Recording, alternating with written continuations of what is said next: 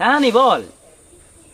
না রে ভাই, মদ ফদ খাবো না, আসলে তোর বৌদি পছন্দ করে না তো, ওই জন্য মদ খাওয়া ছেড়ে দিছি। আর মদ খেয়ে আসলে তোর বৌদির সঙ্গে প্রতিদিন ঝামেলা হয়, ওই জন্য আর মদ ফদ খাবো না ভাই, মদ খাওয়া ছেড়ে দিছি। রাখলাম। হ্যাঁ এই, তোমার বন্ধু তোমারে কি বললো? আসলে মদ খেতে ডাকছিল, কিন্তু তুমি তো মদ খাওয়া পছন্দ করো না, তাই না করে দিলাম।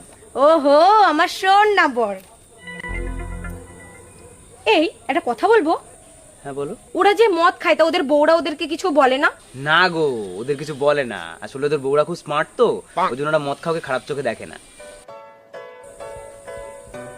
তুমিও যাও। হ্যাঁ যাও, মদ খেয়ে আসো, যাও। আরে না করে দিলাম না। যেতে বললাম তো। ঠিক আছে, এত করে যখন রিকোয়েস্ট করতে যাচ্ছি। আমিও তো স্মার্ট, তাই না?